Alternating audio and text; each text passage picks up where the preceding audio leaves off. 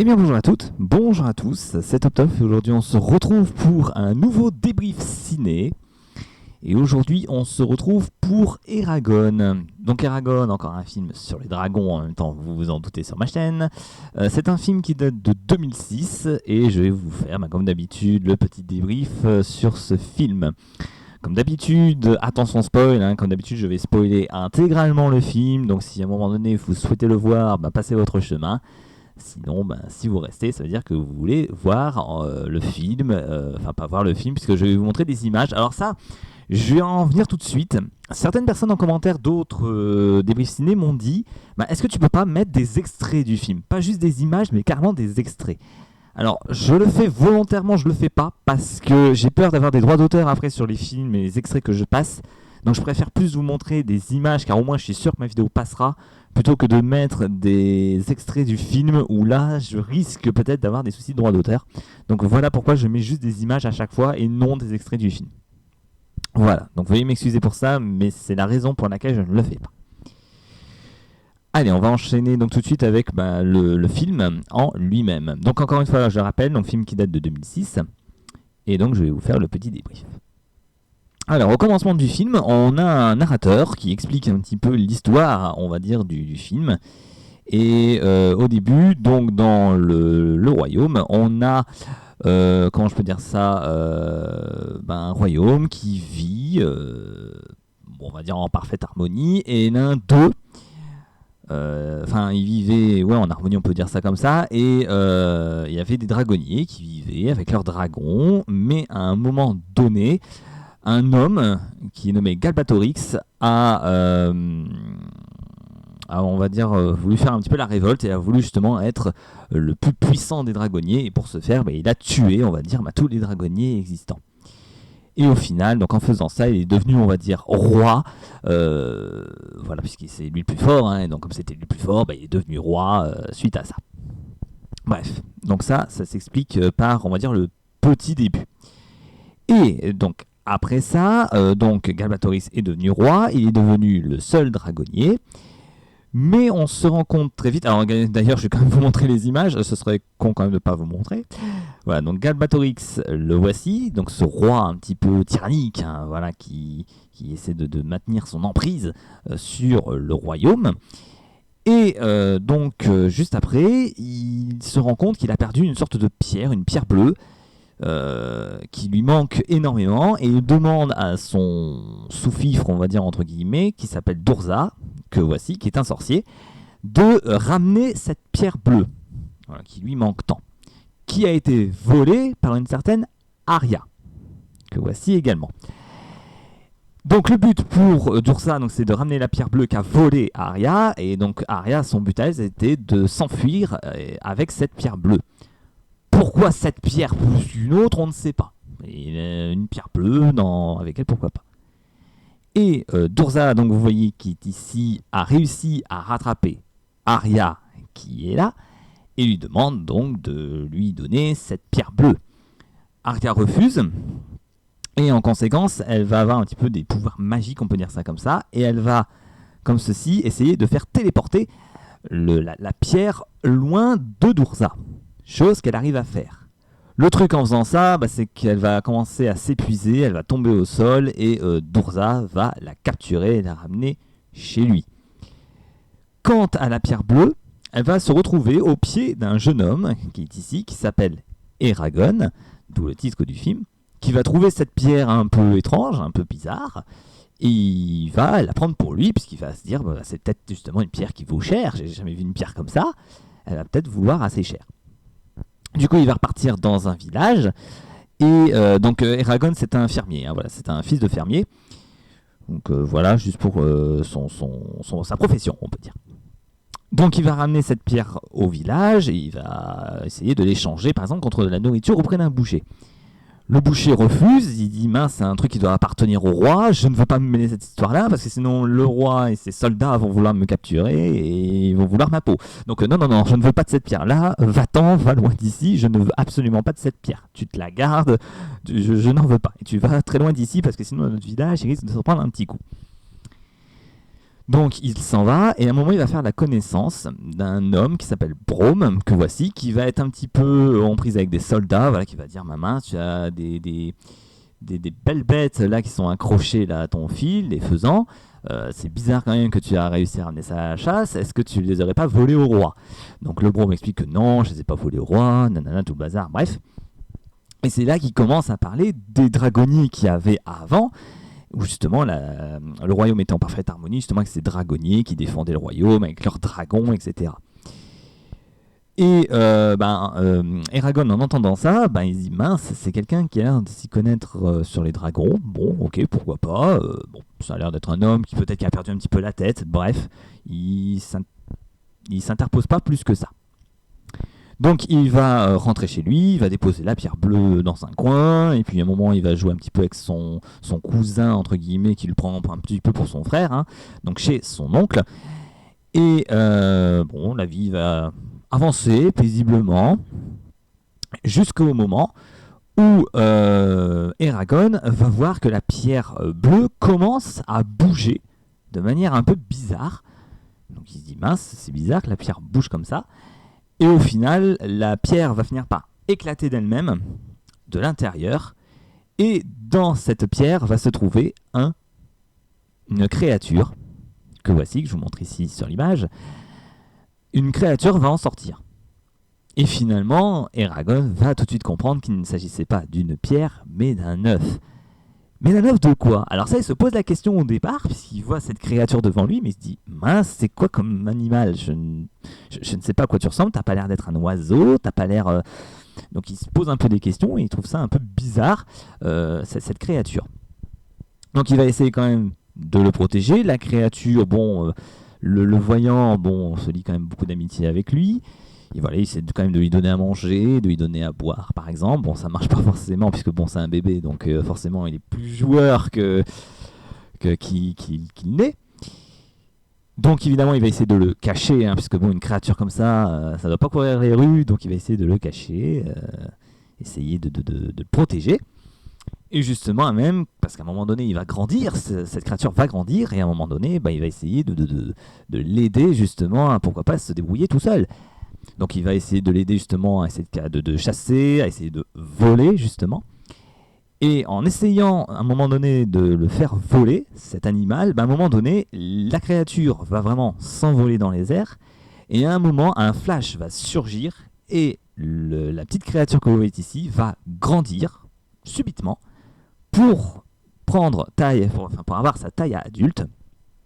Et ainsi, il va se rendre compte que finalement, la créature, c'était un dragon.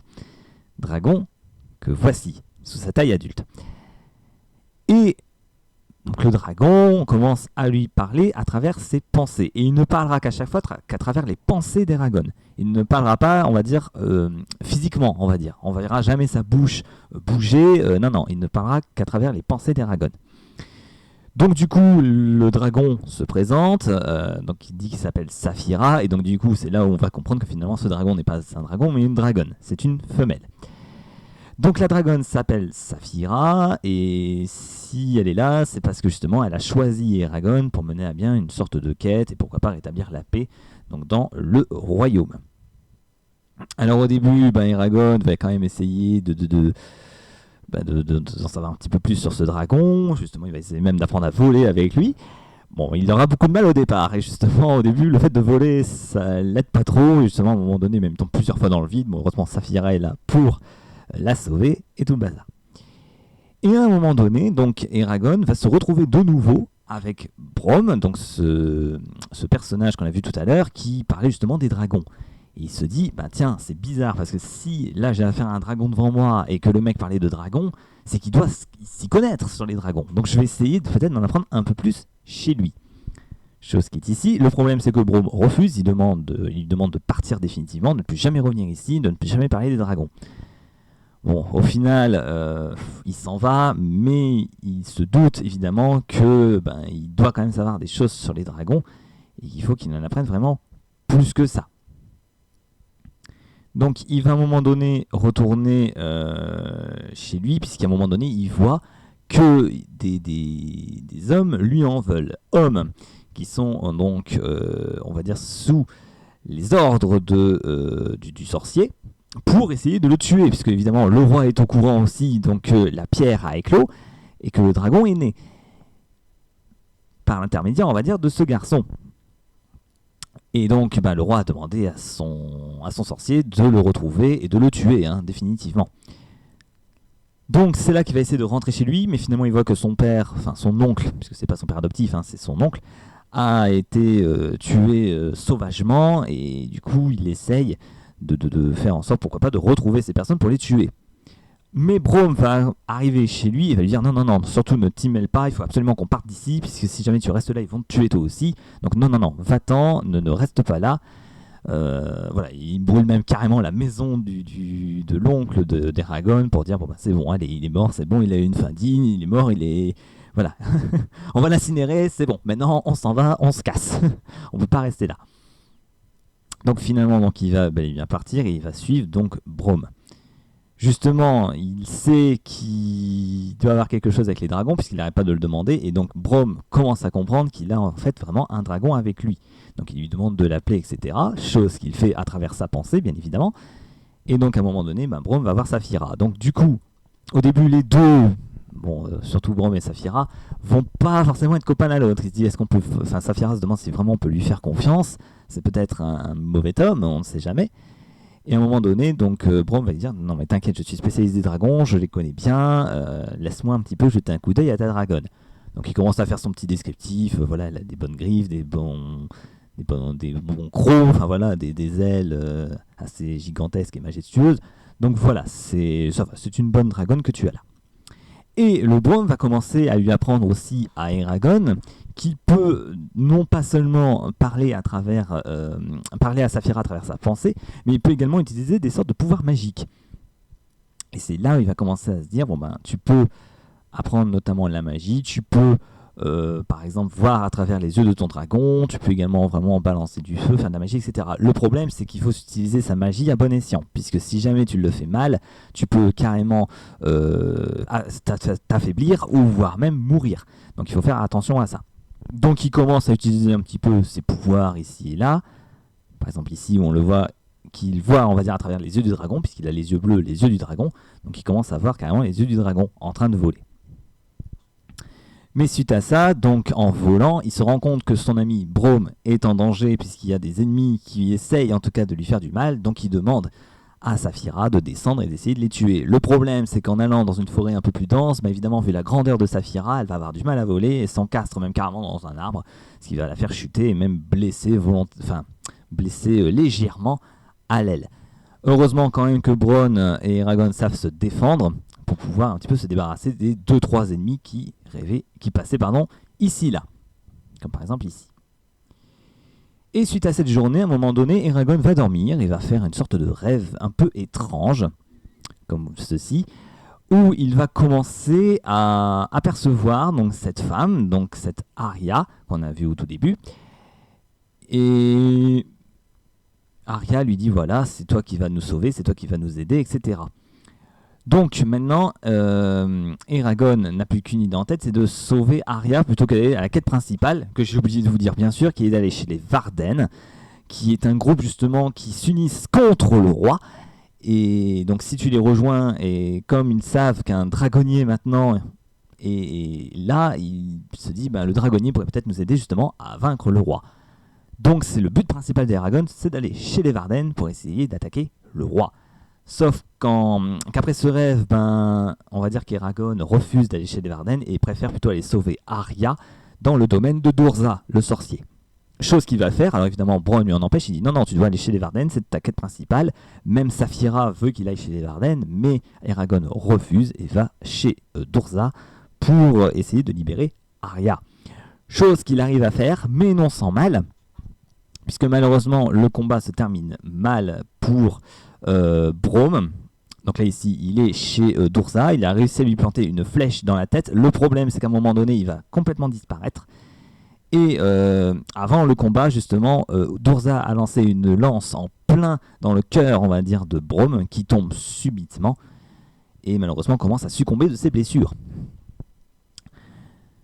Ils arrivent quand même à s'enfuir du royaume de Durza, mais non sans mal, puisque Braum est en train de succomber de ses blessures. Une fois arrivé donc dans un endroit un peu plus paisible, un peu plus calme, donc Braum commence vraiment à mourir de lui-même, mais non sans mal, puisque c'est un moment donné où là il va comprendre que Braum ce n'est pas n'importe qui, puisque c'était un ancien dragonnier. Et oui. Et Eragon va lui poser la question, mais où est ton dragon en fait? Comment ça se fait que tu es un dragonnier, tu n'as pas de dragon? Et en fait, la raison est que son dragon est mort suite à un certain Morzan qui était dragonnier lui aussi et qui lui a fait, on va dire, un sale coup dans le dos et qui a tué son dragon, tout simplement. Alors il commence aussi à raconter la fameuse légende des dragons, où si jamais un dragonnier venait à mourir, le dragon meurt aussi. Voilà, c'est un peu comme la légende des cœurs de dragon dont j'ai déjà fait certaines vidéos précédemment. Donc, je reprends où j'en étais. Donc, le Braum va à un moment donné succomber de ses blessures et va mourir. Donc, pour ce faire, il l'ensevelit sous des sortes de pierres et Saphira, avec un souffle de glace, va justement geler cette tombe. On peut dire vraiment c'est une tombe, voilà, pour que Braum repose en paix. Voilà, et donc une fois que Braum a été, donc, on va dire, enterré de cette manière-là, donc Eragon et Arya sont du coup repartis donc, pour aller voir les Varden. Et au moment où ils se reposent, Arya commence à ne pas se sentir bien, commence à avoir mal au niveau de la poitrine. Et en fait, Eragon se rend compte que le sorcier donc d'Urza a empoisonné, on va dire, Arya. Et donc, pour la sauver, on va dire, il faut qu'ils aillent rapidement chez les Varden. Mais avant qu'ils y aillent, donc la dragonne Saphira a trouvé un homme qui apparemment les suivait de très près. Donc elle l'a trouvé, elle le ramène donc devant Eragon, et Eragon donc justement lui pose des questions à cet homme qu'ils ont croisé. Donc homme que voici. Donc il s'explique, il se présente, donc il s'appelle Murtag, et donc cet homme se rend compte vite que pour sauver Arya, il faut qu'il les amène chez les Varden. Et lui, il connaît très bien l'emplacement des Varden, donc il pourrait l'aider justement Eragon à aller chez les Varden. Mais, est-ce qu'il faut lui faire confiance ou pas? On n'est pas vraiment sûr. Le truc, c'est que apparemment, cet homme a sauvé, on va dire, Eragon quand il était chez Durza. Et donc en conséquence, on dit est-ce qu'il est digne de confiance ou pas? Bon, finalement il se dit allez, j'ai pas grand chose à perdre. De toute façon, on est quand même moi, il y a quand même aussi la dragonne, il y a aussi Saphira qui est là. Donc si jamais il tente un mauvais coup, Saphira, il peut lui faire sa fête. C'est qu'un humain contre un dragon, voilà, on sait forcément qu'il va gagner. Donc du coup, le Murtag s'exécute et va conduire Eragon, Saphira et Arya chez les Varden. Chose qu'il arrive très bien à faire, puisqu'à un moment donné, il se retrouve donc très bien chez les Varden avec le chef des Varden, qui se trouve juste ici, qui s'appelle Agiad, et qui va justement parler un petit peu avec Eragon, etc. Puis il va lui dire justement, est-ce que c'est bien toi le dragonnier? Dans ce cas-là, appelle ta dragonne pour qu'elle vienne ici, pour qu'on puisse avoir la preuve que tu es bien le dragonnier qu'on cherchait. Donc il s'exécute, il amène Saphira, on voit bien que il voit que Arya est en danger d'empoisonnement, donc du coup le chef des Varden dit qu'il conduit Arya chez des sages, des druides, des médecins, enfin bref, pour qu'ils la soignent et la guérissent, sans problème, chose qu'il fait. Et le problème, c'est qu'en allant chez les Varden, ils ont été suivis, on va dire, par les méchants de l'ombre, qui veulent justement la peau d'Eragon, et c'est là où ça va s'en venir une espèce de guerre. Donc justement, on va dire qu'un des guetteurs qui du côté des Varden a vu justement que les méchants arrivaient et a prévenu le chef comme quoi les méchants sont là, sont bel et bien là. Donc du coup, il va falloir se préparer à la guerre. Mais avant d'aller à la guerre, le chef des Varden voit Murtag, donc le garçon qu'ils viennent de rencontrer à l'instant. Et en le voyant, ils se disent c'est bizarre, je le connais. Et en fait, il le connaît même très bien, puisque Murtag, en fait, c'est le fils de Morzan. Morzan qui a tué, souvenez-vous, le dragon de Braum, qui était lui aussi un dragonnier. Donc du coup, ils le prennent justement pour un méchant lui aussi. Ils disent que Murtag, c'est lui aussi un méchant, comme son père. Mais c'est là que Murtagh s'explique, il dit ah non, je n'ai pas choisi mon père, je ne suis pas du tout de leur camp, je suis de votre camp à vous. Mais bon, le truc c'est que Ajian ne veut rien entendre et il l'enferme finalement au cachot. Suite à ça, donc la bataille va commencer à se préparer tout doucement. Donc justement, il se prépare, il y a des armures même qui sont confectionnées aussi bien que pour Eragon, que pour Arya, qui va aussi se battre, hein, puisque bon, maintenant elle se sent mieux avec les sages de la troupe des Varden. Elle se sent mieux, donc elle va pouvoir aussi assister au combat. Et donc tout le monde se prépare. Voilà, comme je vois ici, donc là, ils sont prêts pour la bataille, et même d'ailleurs en se préparant à cette bataille, donc la dragonne peut maintenant cracher du feu. Voilà, elle sait cracher du feu à partir de maintenant. Et suite à ça, donc la bataille va dès à présent commencer, donc avec en tant que chef de l'ombre, le sorcier Durza, face donc justement à Eragon et à sa dragonne justement. Donc le combat commence, bon on va dire que ça fait un petit peu piou partout, ça essaie de tirer des flèches, ça balance du feu justement un petit peu partout avec la dragonne qui crache du feu, on va dire quasiment sur toute la zone. Le Murtagh, lui qui est prisonnier, demande qu'on le relâche, mais bon personne l'écoute, hein, puisque tout le monde est occupé à se battre, bref. Et donc le combat va commencer à s'en suivre. Bon, même à un moment donné, Murtagh va être libéré par un méchant qui lui veut sa peau, mais au final, il va réussir à se libérer. Et puis il va commencer à combattre aux côtés des Varden. Donc c'est là justement où les Varden vont comprendre que finalement c'est bel et bien un allié et non un ennemi. Donc le combat va s'en suivre. Et puis au final va arriver le fameux combat final entre Eragon et Durza. Mais le truc, c'est que le Durza, bon, qui est un pro de la magie noire, hein, puisque c'est un sorcier, je le rappelle, il va invoquer une espèce d'ombre maléfique avec des dents, je sais pas trop à quoi ça ressemble, bref, une sorte de dragon d'ombre, si vous souhaitez. Et, puisque je rappelle aussi le but, c'est vrai que j'ai oublié de préciser aussi tout à l'heure, c'est que Braum a dit que s'ils veulent tuer le sorcier, il faut le tuer au cœur et non à la tête, comme il l'avait fait précédemment. Je vais essayer de vous remontrer l'image. Si je la retrouve, voilà, elle est juste ici. Quand ils ont été chez Durza, donc Eragon a réussi en tout cas à mettre une flèche en pleine tête de Durza. Celui-ci a disparu derrière. Et Braum, avant qu'il le meure, il a dit justement, est-ce que tu as eu Durza au cœur? Et il dit non, je l'ai eu à la tête. Du coup, non, il n'est pas mort, puisque pour le tuer, il faut qu'il soit touché en plein cœur et non à la tête, puisque c'est quand même un grand sorcier et il sait quand même disparaître et tout ça. Donc du coup, le combat s'ensuit et Eragon va essayer justement de le toucher en plein cœur. Malheureusement, il va avoir beaucoup de mal, même le dragon va beaucoup souffrir. Voilà, avec cette fameuse image. Donc là, vous voyez cette espèce de dragon d'ombre. Alors là, on voit pas très bien. C'est la meilleure image, on va dire, que j'ai pu trouver. En fait, c'est une sorte de dragon d'ombre. Là, vous voyez les dents là, qui s'accrochent justement sur l'armure de Saphira. Donc ce qui va amener justement à la blesser assez violemment. Donc à un moment donné, même Eragon va essayer justement d'utiliser ses pouvoirs, ses capacités magiques, on va dire par exemple pour encore une fois voir à travers les yeux du dragon, mais à un moment donné il va voir que sa vue commence à se troubler, il va se poser des questions et Saphira justement va lui expliquer, dire que je suis blessé, je n'arrive plus à voir très bien malheureusement, et qu'il faut qu'il fasse vite avant qu'elle se prenne un méchant coup et qu'elle meure définitivement.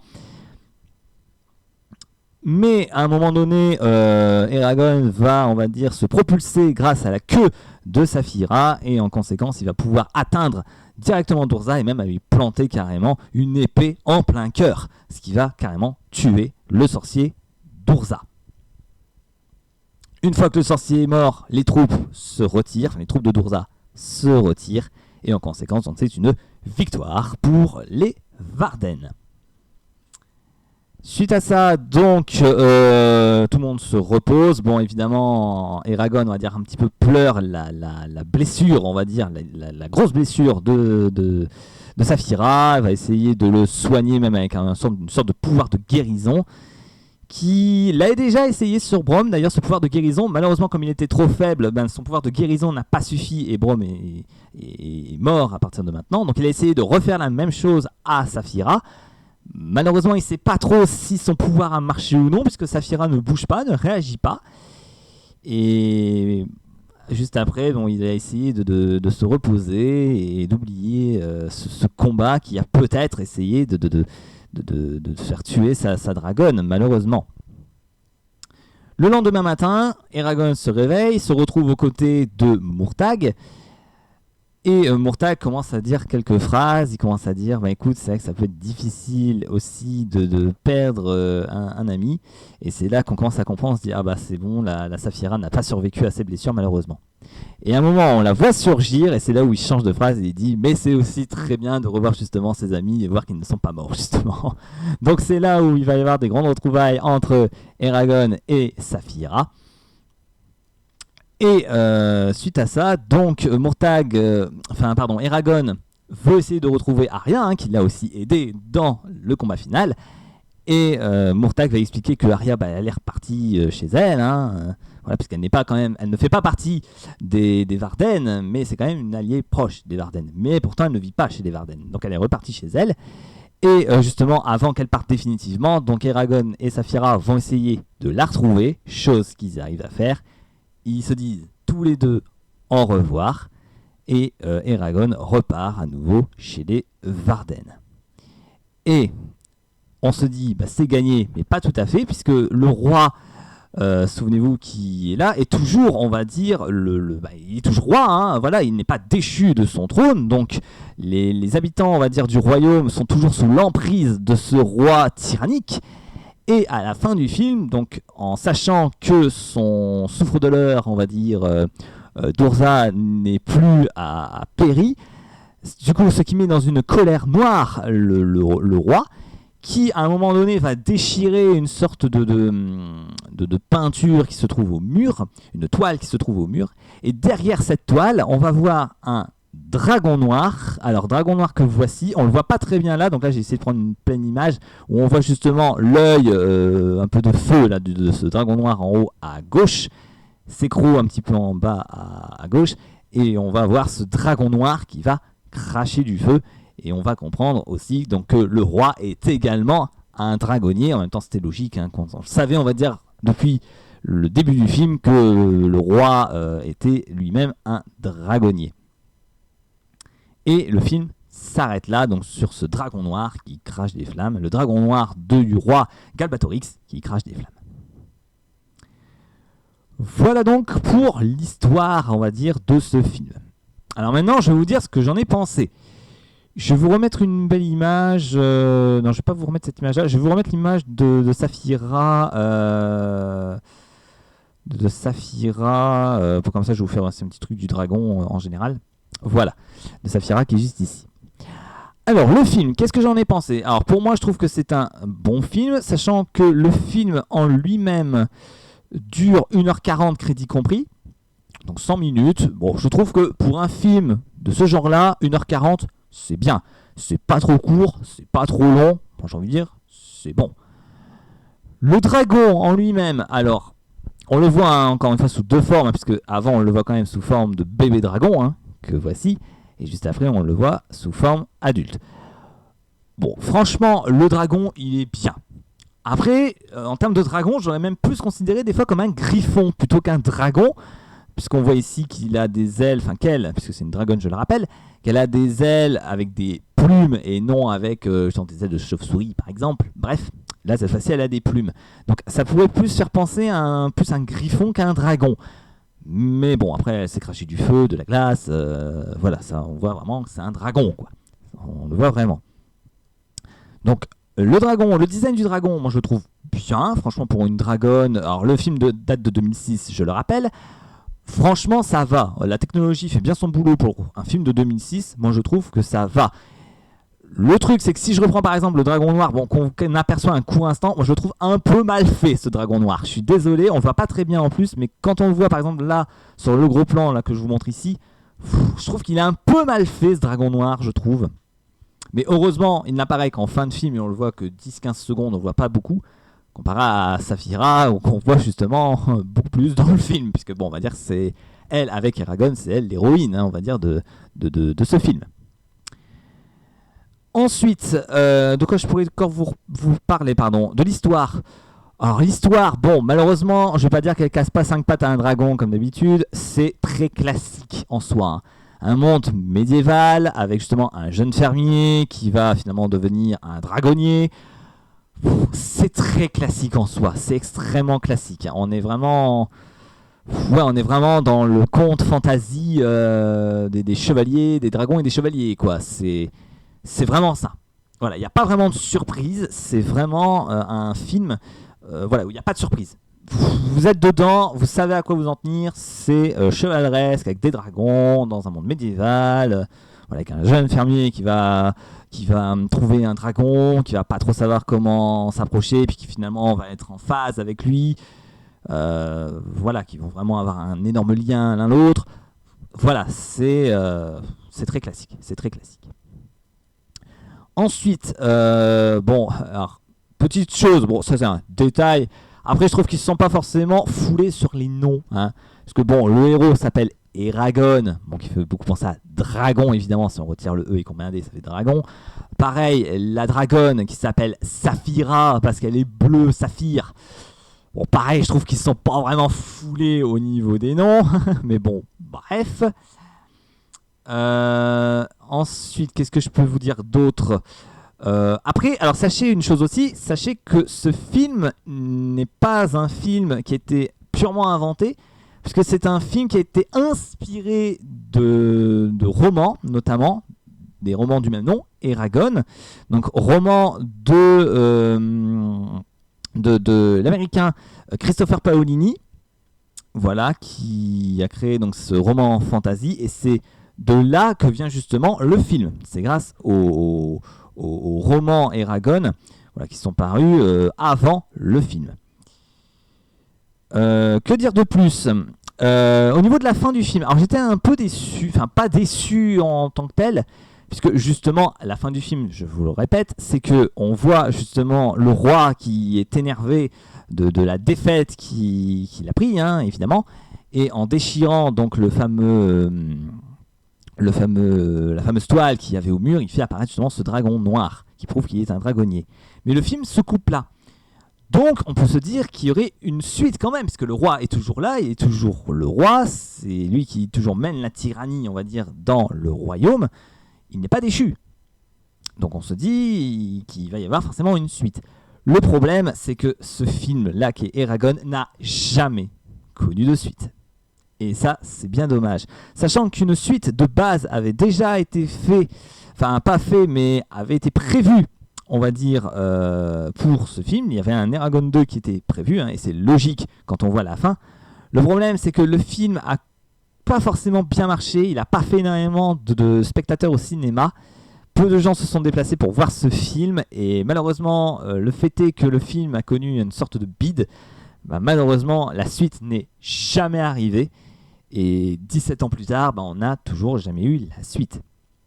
Alors je sais aussi qu'il était sorti à un moment donné, le film était ressorti sur Disney+, avec pourquoi pas une idée même de série Eragon sur Disney+. Alors je ne sais pas si ça a été fait ou non, je ne pourrais même pas vous dire, je vous avouerai, parce que je n'ai même pas Disney+ moi-même. Donc n'hésitez pas à me dire en commentaire si vous avez des petites informations concernant la série Eragon. Pourquoi pas, ça m'intéresserait peut-être de le regarder, je verrai bien. Mais en tout cas, sachez qu'il n'y a jamais eu de suite à ce film. On pourrait s'attendre à une suite, c'est ce qui était même prévu de base. Malheureusement, la suite n'est jamais arrivée. Voilà, que dire de plus? Pas grand chose, donc oui, sinon si ce n'est que c'est un bon film, hein, pour les fans de dragons que je suis, bien évidemment. C'est un film que je conseille, bien évidemment, sans problème. Vous pouvez le voir et le revoir si vous êtes un fan comme moi, hein. Voilà, là je l'ai revu pour l'occasion de la vidéo, parce que bon, c'est vrai que ça fait un petit moment, j'ai pas vu le film Eragon. Je ne vais même pas vous dire quand est-ce que c'était la dernière fois que j'ai vu ce film. Mais voyez, ne serait-ce qu'à refaire des vidéos encore une fois avec vous, ça me permet de revoir certains films, et notamment ce Eragon que j'avais pas vu depuis des années. Et je suis pas mécontent de l'avoir revu, en tout cas. Je ne suis pas mécontent. Voilà, que dire d'autre? Pas grand-chose. Je pense qu'on va pouvoir s'arrêter là. De toute façon, on a déjà passé les 30 minutes. Donc pour un débrief ciné, moi je trouve ça très très bien. Voilà. Allez, on va pouvoir s'arrêter ici. Donc c'était top donc pour ce débrief ciné sur Eragon. J'espère que ce débrief ciné vous aura plu. Et quant à nous, eh bien on se retrouve bien très prochainement pour une nouvelle vidéo. Et en attendant, moi je vous dis à la prochaine tout le monde.